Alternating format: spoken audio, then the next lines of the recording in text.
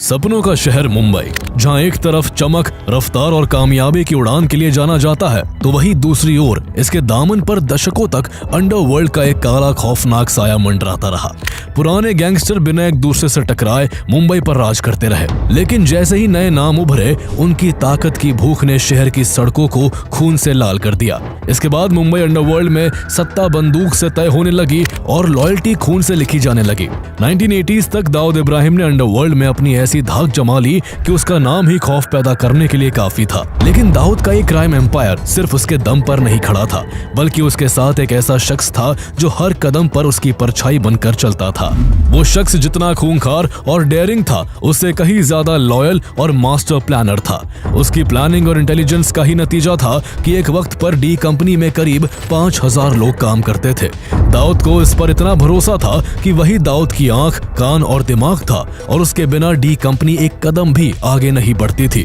उसका ऑर्डर दाऊद इब्राहिम का ऑर्डर माना जाता। लेकिन अंडरवर्ल्ड में भरोसा भी बारूद जैसा ही होता है, और जरा सी चिंगारी से सब कुछ जल जाता है। उसी तरह वक्त बदला, हालात बदले, और अंडरवर्ल्ड के ये दो गहरे दोस्त एक दूसरे के सबसे बड़े दुश्मन बनकर एक दूसरे के खून के प्यासे हो गए। कई बार एक दूसरे को खत्म करने की प्लानिंग बनी, गोलियां चली, साजिशें रची गई और अंडरवर्ल्ड की सबसे खतरनाक जंग शुरू हो गई। ये कहानी है दाऊद इब्राहिम की डी कंपनी में कभी नंबर 2 की हैसियत रखने वाले छोटा राजन की। आखिर छोटा राजन पर दाऊद इब्राहिम को इतना भरोसा क्यों था?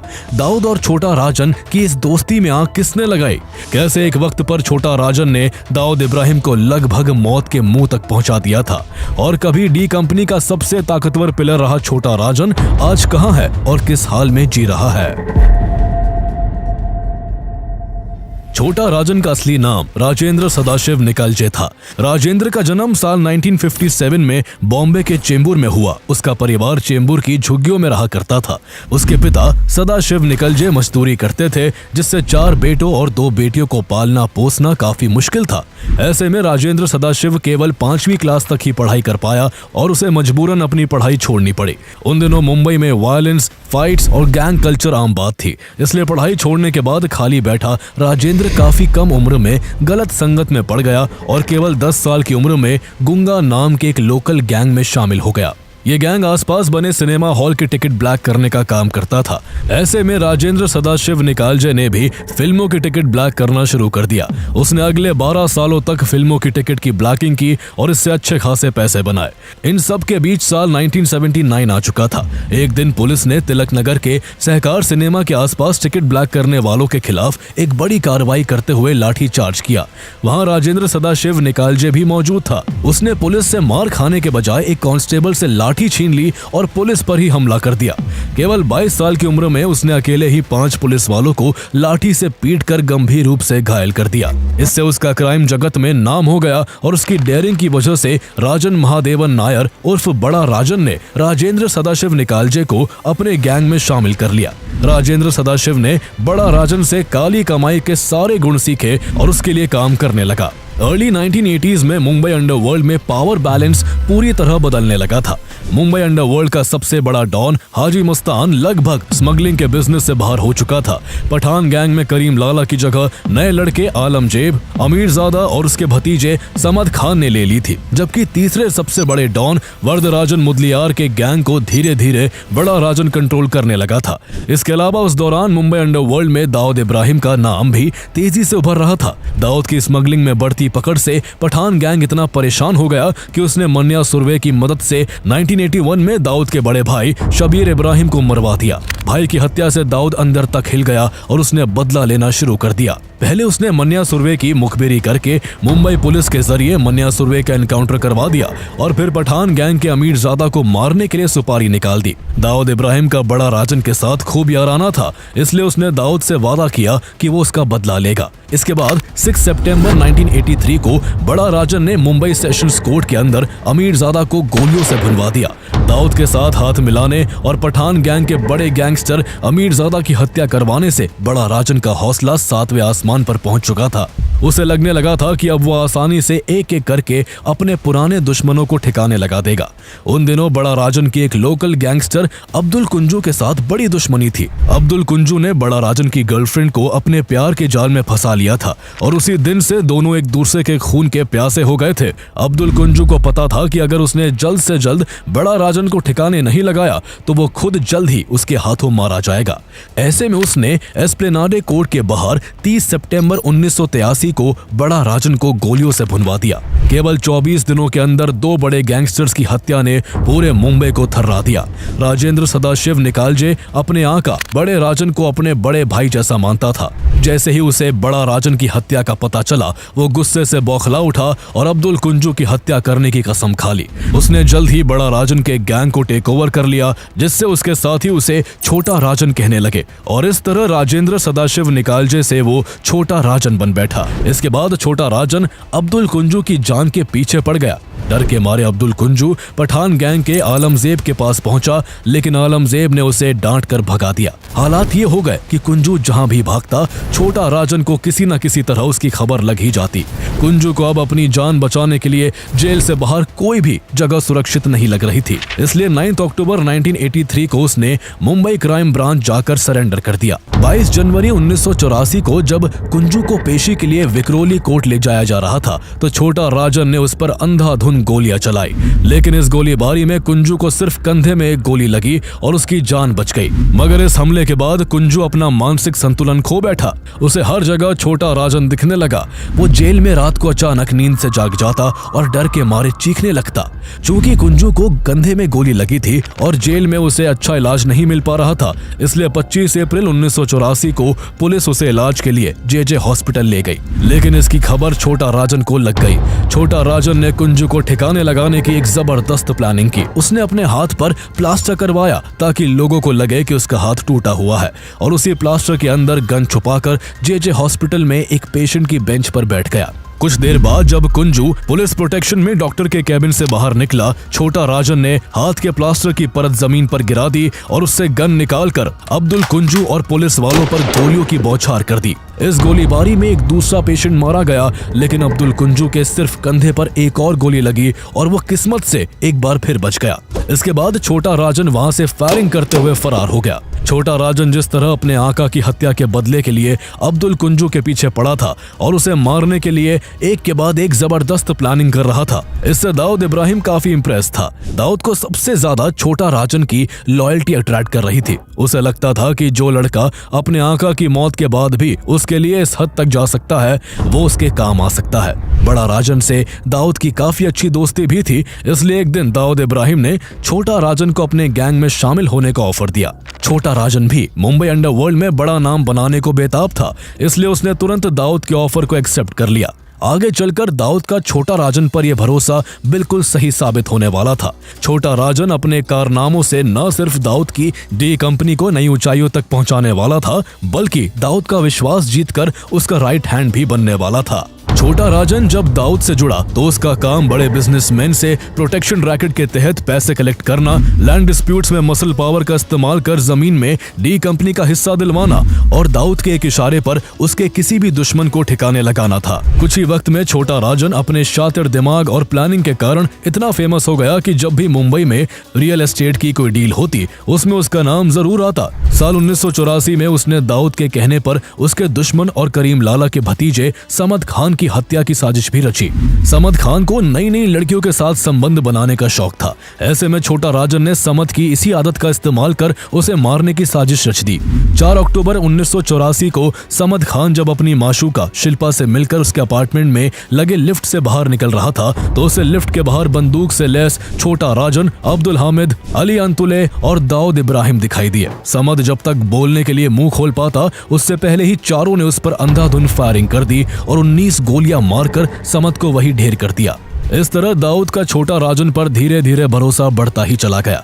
उनके बीच का रिश्ता सिर्फ बॉस और गुर्गे का न रहकर दोस्त और पार्टनर का हो चुका था, जिस पर दाऊद आंख मूंद कर भरोसा कर सकता था। मुंबई अंडरवर्ल्ड में हर तरफ दोनों की पार्टनरशिप की चर्चा होने लगी। जैसे जैसे भरोसा बढ़ा, वैसे वैसे राजन का इन्फ्लुएंस भी फैलने लगा। उसका असर होटल्स, बिल्डर्स और फिल्म इंडस्ट्री तक पहुंचने लगा। कई फिल्म प्रोजेक्ट्स में उससे क्लियरेंस लेना जरूरी माना जाने लगा। दाऊद ने छोटा राजन को स्मगलिंग रूट्स की भी रिस्पॉन्सिबिलिटी दे दी, जिससे उसकी रीच मुंबई से बाहर भी फैलने लगी। राजन ने डी कंपनी में भारी संख्या में लोकल लोगों को ज्वाइन करवाया, जिससे डी कंपनी के लिए काम करने वाले गुर्गों की संख्या करीब 5000 हो गई। राजन की वजह से साधु शेट्टी, मोहन कोटियान, गुरु साटम, रोहित वर्मा और भारत नेपाली जैसे लोग भी उससे जुड़ गए थे।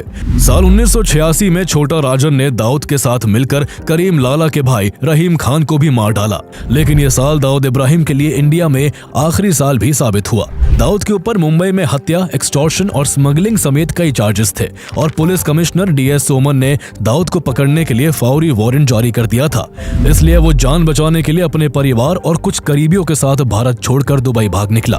भारत छोड़ने के बाद दाऊद ने इंडिया में डी कंपनी को ऑपरेट करने की जिम्मेदारी अपने सबसे भरोसेमंद साथी छोटा राजन को सौंप दी। अपने हाथ में पावर आते ही छोटा राजन ने डी कंपनी को इकोनॉमिकली और स्ट्रॉन्ग करना शुरू कर दिया। उन दिनों महाराष्ट्र में CIDCO यानी city and industrial development corporation tender system के जरिए रोड्स, ड्रेनेज, सीवेज और प्लॉट्स के कॉन्ट्रैक्ट्स देता था। छोटा राजन के डर से सिर्फ वही कॉन्ट्रैक्टर्स टेंडर भर पाते थे जो उसे हर कॉन्ट्रैक्ट से 5% तक का कट देते थे। इस तरह छोटा राजन केवल CIDCO के कॉन्ट्रैक्ट से सालाना करीब 3 करोड़ रुपए कमा रहा था। इसके अलावा वो हर बड़े होटल और बार ओनर से भी भारी फिरौती वसूलता था। मुंबई में जब भी कोई बिल्डर नया प्रोजेक्ट शुरू करता, छोटा राजन के आदमी उसे फोन कर धमकाते और वो बिल्डर इतना डर जाते कि पैसा उस तक पहुंचा देते थे। कहा जाता है कि वसूली से छोटा राजन हर महीने 80 लाख रुपए कमाता था। इन सब के अलावा छोटा राजन के पास मुंबई में 122 बेनामी होटल्स और पब्स थे। छोटा राजन को जो बात दूसरे गैंगस्टर से अलग बनाती थी, वो उसके बदले को कभी ना भूलने की आदत और अपने आका के लिए कुछ भी कर गुजरने की शिद्दत थी। बड़ा राजन को मरे 3 साल बीत चुके थे और उसके गैंग का हर मेंबर इस बात को लगभग भूल चुका था। इस समय तक अब्दुल कुंजू भी जेल से बाहर आ चुका था और बेखौफ होकर खुलेआम मुंबई की गलियों में घूमने लगा था।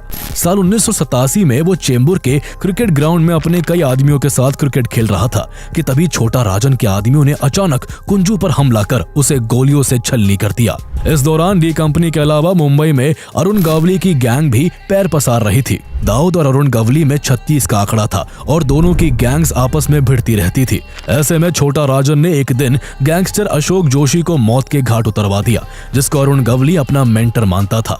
इससे अरुण गवली आग बबूला हो गया और छोटा राजन के पीछे हाथ धोकर पड़ गया। छोटा राजन के मन में भी अरुण गवली का डर रहने लगा कि कहीं वो उसकी हत्या न करवा दे। वहीं दूसरी तरफ दुबई में दाऊद अपने क्रिमिनल एम्पायर को और बड़ा करना चाहता था, इसलिए उसने साल 1987 में छोटा राजन को दुबई बुलवा लिया। इसके बाद दाऊद ने छोटा राजन को दुबई का काम भी हैंडओवर कर दिया और साथ ही ये मैंडेटरी कर दिया कि इंडिया में भी डी कंपनी का कोई भी काम छोटा राजन की परमिशन के बगैर नहीं होगा। हाथ में आई डबल पावर से खुश छोटा राजन ने दुबई पहुंचने के कुछ ही महीने बाद सुजाता नाम की एक लड़की से शादी कर ली। इस शादी में दाऊद इब्राहिम भी अपनी बीवी महजबीन के साथ पहुंचा था। शादी के बाद छोटा राजन ने डी कंपनी को रशिया की सोल्टसेव्स्काया गैंग के मॉडल पर डेवलप करना शुरू कर दिया।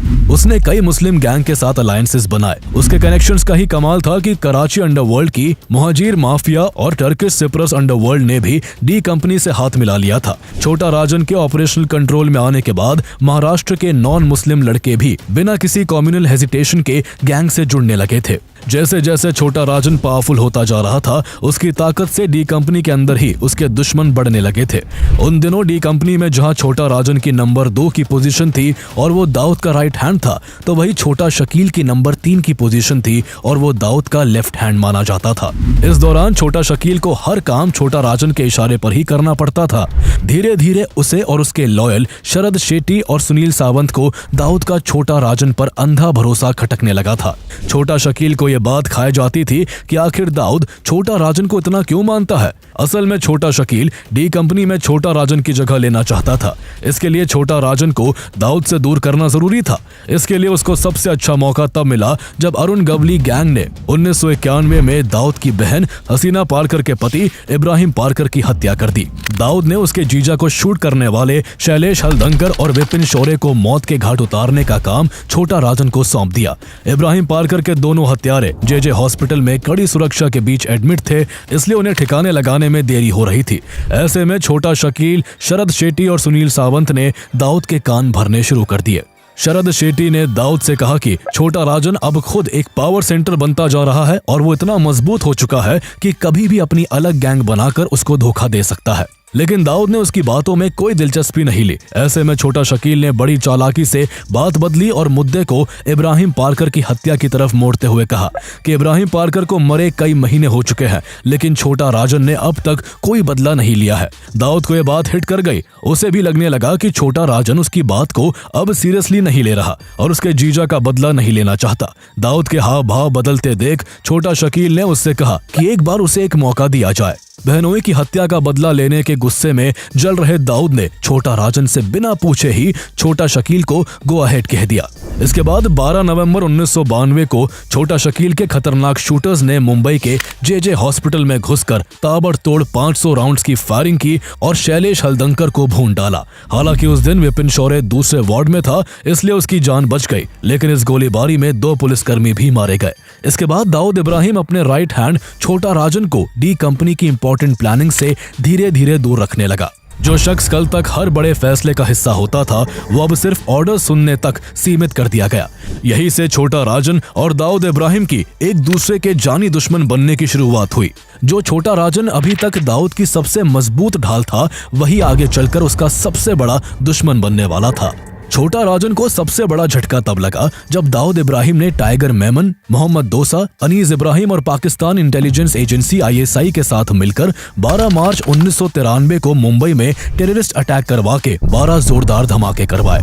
इन धमाकों में करीब 257 लोगों की मौत हुई और 700 से ज्यादा लोग गंभीर रूप से घायल हो गए। दाऊद ने इस आतंकी हमले की पूरी प्लानिंग से छोटा राजन को बिल्कुल दूर रखा था। पुलिस इन्वेस्टिगेशन में जैसे ही ये बात सामने आई कि इस खौफनाक हमले की खूनी साजिश के पीछे दाऊद इब्राहिम का हाथ था, तो इंडिया में उसके खिलाफ काफी बात की जाने लगी।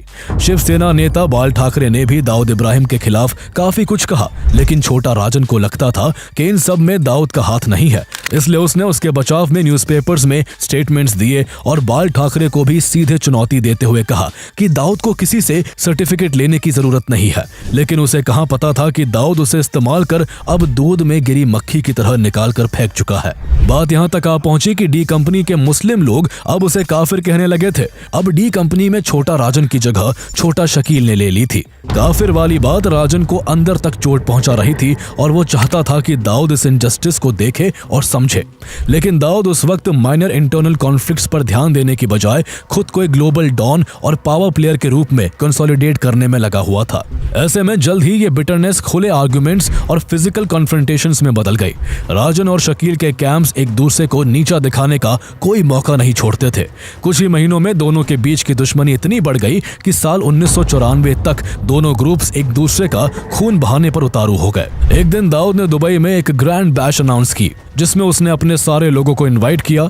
राजन भी इस पार्टी में जाने वाला था, लेकिन जैसे ही वो वहां जाने के लिए घर से बाहर निकलने वाला था, तभी उसके करीबी का फोन आया, जो पहले से ही दाऊद की पार्टी में मौजूद था। उसने कहा कि वो यहाँ ना आए क्योंकि छोटा शकील ने उसको जान से मारने की यहाँ पूरी प्लानिंग कर रखी है। यह सुनते ही राजन की रूह कांप गई। खुद दर्जनों हत्याओं की प्लानिंग करने वाले शख्स को आज पहली बार मौत का एहसास हो रहा था। उसे सबसे ज्यादा गुस्सा दाऊद पर आ रहा था कि कैसे उसने उसको किनारे कर दिया। जिस दाऊद के लिए उसने जी जान से काम किया था, उसके दुश्मनों को खत्म किया था, उसका एम्पायर खड़ा करने में मदद की थी, वही दाऊद अब उसकी हत्या को भी चुपचाप देखने को तैयार था। छोटा राजन अब ठगा हुआ महसूस कर रहा था और उसी रात उसने फैसला किया कि अब मामला ईगो या पावर का नहीं रहा, बल्कि अब सवाल सिर्फ एक है कि या तो वो मरेगा या फिर दाऊद मरेगा। कहा जाता है कि इसके बाद छोटा राजन ने किसी तरह एक इंडियन इंटेलिजेंस एजेंसी के एक ऑफिसर से कांटेक्ट किया और उनसे कहा कि अगर उसे दुबई से सेफली बाहर निकलवा दिया जाए तो वो बदले में दाऊद और उसके ग्लोबल बिजनेस नेटवर्क की पूरी इंफॉर्मेशन उनको सौंप देगा। इंडियन इंटेलिजेंस ऑफिसर को ये इंडिया में मोस्ट वांटेड दाऊद इब्राहिम को पकड़ने का बहुत अच्छा मौका लगा और इसलिए उस ऑफिसर ने छोटा राजन को दुबई से सेफली काठमांडू और फिर मलेशिया के कुआलालंपुर पहुंचा दिया। अब छोटा राजन के पास सिर्फ दाऊद इब्राहिम को खत्म करने का मोटिव बचा हुआ था। छोटा राजन को इग्नोर करना दाऊद को काफी महंगा साबित होने वाला था, क्योंकि उसे अंदाजा नहीं था कि छोटा राजन उसके बारे में कितनी और कौन सी इंफॉर्मेशन इंडियन इंटेलिजेंस तक पहुंचा सकता था। जल्द ही इसका असर भी देखने को मिला। छोटा राजन ने इंडियन इंटेलिजेंस को दाऊद के दुबई के कई ठिकानों के बारे में बता दिया। इसके बाद दुबई के उसके ठिकानों पर छापेमारी होने लगी, लेकिन जब तक इंडियन ऑफिसर्स दाऊद तक पहुंच पाते तब तक ये जानकारी दाऊद को लग गई और वो दुबई को हमेशा के लिए छोड़कर पाकिस्तान के कराची में आकर बस गया। उधर छोटा राजन थाईलैंड, मलेशिया और ऑस्ट्रेलिया जैसी जगहों पर मूव करता रहा। हर कंट्री में वो लिमिटेड टाइम के लिए रुकता और फिर अपनी लोकेशन बदल लेता। इस दौरान उसने अपना एक अलग गैंग बना लिया था, जिसके जरिए वो कई देशों में अपने क्रिमिनल एम्पायर को ऑपरेट करने लगा। साल 1994 में उसने दाऊद के favourite narco terrorist फिल्लू Khan अलायस Bakhtiyar Ahmad Khan को ढेर कर दिया। फिल्लू खान 1993 मुंबई ब्लास्ट में भी शामिल था और उस पर मुंबई पुलिस ने केस भी दर्ज कर रखा था। छोटा राजन ने फिल्लू खान के अलावा सलीम कुरला, माजिद खान और मोहम्मद जिंदरान जैसे दाऊद के कई गैंग मेंबर्स को ढेर किया, जो 1993 मुंबई ब्लास्ट में शामिल थे। यह हत्याएं दाऊद के पूरे नेटवर्क पर एक डायरेक्ट अटैक थी। इसके बाद छोटा राजन इंटरव्यूज में सीना ठोक कर कहने लगा कि जो भी 1993 ब्लास्ट में शामिल था, मैं उनमें से किसी को भी जिंदा नहीं छोड़ूंगा और जो कोई भी दाऊद के साथ है वो मेरा दुश्मन है। उसकी ऐसी बातों की वजह से इंडिया में कई लोग उसे एक तरह का देशभक्त गैंगस्टर मानने लगे, लेकिन असल में ये उसका महज झूठा मुखौटा था। असल में वो भी दाऊद की तरह ही एक क्रिमिनल था, जिसने पैसा और ताकत, डर, खून और इलीगल कारोबार के दम पर हासिल किया था। छोटा राजन दाऊद को मारने के लिए बेताब था। उसे पहला मौका साल 1998 में मिला, जब दाऊद की तीसरी बेटी मारिया की मौत हो गई और उसका कराची में अंतिम संस्कार किया जाना था। ऐसे में छोटा राजन ने सोचा कि क्यों ना कमजोर पड़े दाऊद को खत्म कर दिया जाए और इसकी जिम्मेदारी अपने भरोसेमंद विकी मल्होत्रा को सौंप दी। इस मिशन के लिए विकी मल्होत्रा नेपाली पासपोर्ट पर काठमांडू से कराची पहुंचा, जहां उसने 2 AK-47 राइफल्स खरीदी। उसका प्लान ये था कि जब कब्रिस्तान में दाऊद अपनी बेटी को दफनाने आएगा, तभी वो उस पर अंधाधुंध फायरिंग करके उसकी जान लेकर वहां से फरार हो जाएगा। लेकिन इससे पहले कि प्लान एग्जीक्यूट हो पाता, ISI ने उस आदमी को पकड़ लिया जिससे विकी ने राइफल्स खरीदी थी। ISI ने ये खबर दाऊद तक पहुंचा दी, जिससे वो अलर्ट हो गया और अपनी बेटी के फ्यूनरल के लिए कब्रिस्तान नहीं आया। जब विकी और उसका साथी वहां पहुंचे तो उन्होंने देखा कि पूरे इलाके में सिक्योरिटी बढ़ा दी गई है और दाऊद का कहीं कोई अता पता नहीं है। मजबूरन उन्होंने राइफल्स कहीं फेंक दी और किसी तरह बलोचिस्तान होते हुए अफगानिस्तान भाग निकले। छोटा राजन के राइट हैंड विकी मल्होत्रा ने एक बार दाऊद को दुबई में भी ढेर करने की कोशिश की। दाऊद कभी कभी दुबई के इंडिया क्लब आया जाया करता था। ऐसे में विकी ने इंडिया क्लब के सामने एक फ्लैट किराए पर लिया और दाऊद के आने का इंतजार करने लगा, लेकिन कई महीनों तक दाऊद वहां नहीं आया। ऐसे में गुस्से और फ्रस्ट्रेशन में आकर विकी और उसके साथियों ने एक दिन इंडिया क्लब पर हमला बोल दिया और अंधाधुंध फायरिंग कर दाऊद के बहुत करीबी शरद शेट्टी को मौत के घाट उतार दिया। जहां एक तरफ छोटा राजन दाऊद को ठिकाने लगाने की कोशिशों में लगा था, तो वही उस दौरान दाऊद का राइट हैंड बन चुका छोटा शकील छोटा राजन के पीछे हाथ धोकर पड़ा हुआ था। साल 2000 में छोटा शकील को खबर मिली कि छोटा राजन बैंकॉक में रह रहा है। ऐसे में छोटा शकील ने तुरंत उसकी हत्या के लिए अपने आदमी मुन्ना झिंगाड़ा को कुछ गुर्गों के साथ बैंकॉक भेज दिया। इसके बाद उन लोगों ने छोटा राजन के अपार्टमेंट पर अंधाधुंध फायरिंग की, जिसमें छोटा राजन के कई करीबी घायल हुए और इस दौरान छोटा राजन के पेट में भी एक गोली लगी। डी कंपनी के अंदर ये चर्चा तेज हो गई कि छोटा राजन बैंकॉक में मारा जा चुका है, लेकिन CBI को खबर मिली कि राजन अभी भी जिंदा है और बैंकॉक के एक हॉस्पिटल में फेक नाम से उसका ट्रीटमेंट चल रहा है। चूंकि छोटा राजन इंडिया में कई मामलों में गुनहगार था, इसलिए CBI की एक टीम उसको पकड़ने थाईलैंड रवाना हो गई। लेकिन इससे पहले कि CBI वहां पहुंचती, छोटा राजन को इस ऑपरेशन की भनक लग गई और वो हॉस्पिटल से फरार हो गया। ये कितनी बड़ी आर्मी थी कि एक तरफ इंडियन इंटेलिजेंस एजेंसी ने छोटा राजन को दुबई से निकालकर उसे सेफ पैसेज दिलवाया था और दाऊद इब्राहिम तक पहुंचने के लिए उसे एक एसेट की तरह इस्तेमाल करने की कोशिश कर रही थी, तो वही दूसरी तरफ इंडिया की ही दूसरी एजेंसी CBI उसी छोटा राजन को पकड़ने के लिए इंटरनेशनल लेवल पर चेस कर रही थी। यानी एक ही देश की अलग अलग एजेंसीज एक ही आदमी को लेकर बिल्कुल उल्टी दिशाओं में काम कर रही थी। यही कॉन्ट्राडिक्शन आगे चलकर इस पूरी कहानी को और भी उलझा देता है। साल 2005 में दाऊद इब्राहिम की बड़ी बेटी महरूक की शादी पाकिस्तान के पूर्व क्रिकेटर जावेद मियांदाद के बेटे जुनैद मियांदाद के साथ हुई। इसका रिसेप्शन 23 जुलाई को दुबई के ग्रैंड हयात होटल में होने वाला था। इसी मौके का इस्तेमाल करते हुए आईबी से रिटायर हो चुके अजीत डोभाल ने छोटा राजन की मदद से दाऊद को ढेर करने का प्लान बनाया। दाऊद को ठिकाने लगाने का काम छोटा राजन के 2 शूटर्स विकी मल्होत्रा और फरीद तानाशाह को सौंपा गया था, लेकिन ऐन वक्त पर एक बहुत बड़ी गड़बड़ हो गई। मुंबई पुलिस को किसी तरह ये भनक लग गई कि छोटा राजन के आदमी भारत में मौजूद है। एक दिन जब डोभाल एक होटल में बैठकर छोटा राजन गैंग के शूटर्स को पूरा मिशन समझा रहे थे, तभी मुंबई पुलिस ने उस होटल पर धावा बोल दिया। डोभाल ने पुलिस को समझाने की पूरी कोशिश की कि वो कौन है और किस मिशन पर काम कर रहे हैं, लेकिन मुंबई पुलिस ने उनकी एक नहीं सुनी और विकी मल्होत्रा और फरीद तानाशाह को अरेस्ट करके ले गई। इस तरह एक बार फिर दाऊद इब्राहिम मारे जाने से बच गया। छोटा राजन की दाऊद इब्राहिम को मारने की कोशिशें तब तक चलती रही जब तक वो अरेस्ट नहीं हो गया। साल 2015 में इंटरपोल ने छोटा राजन के खिलाफ रेड कॉर्नर नोटिस जारी किया और उसे इंडोनेशिया के बाली में इंडोनेशियन पुलिस ने गिरफ्तार कर लिया। इसके बाद इंडियन पुलिस उसे एक्स्ट्राडिशन के जरिए दिल्ली लेकर आई, जहां उस पर करीब 70 क्रिमिनल केसेस दर्ज किए गए। साल 2018 और फिर साल 2024 में उसे अलग अलग मामलों में उम्र कैद की सजा सुनाई गई और छोटा राजन आज भी दिल्ली की तिहाड़ जेल में बंद है। छोटा राजन की जिंदगी से इंस्पायर्ड होकर साल 1999 में वास्तव द रियलिटी नाम की एक फिल्म आई थी, जिसमें छोटा राजन का किरदार संजय दत्त ने निभाया था। अगर आपको छोटा राजन की ये कहानी दिलचस्प लगी तो आपको हमारी rise of Mumbai mafia series की बाकी वीडियोस भी जरूर पसंद आएंगी। इस सीरीज में हमने हाजी मस्तान, दाऊद इब्राहिम, मान्या सुरवे और अरुण गवली की पूरी कहानी डिटेल में कवर की है। चारों ही वीडियोस